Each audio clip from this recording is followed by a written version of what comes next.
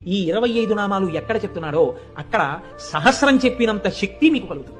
అంత గొప్ప నామాలు నేను చెప్తాను, మీరు కూడా చెప్పండి.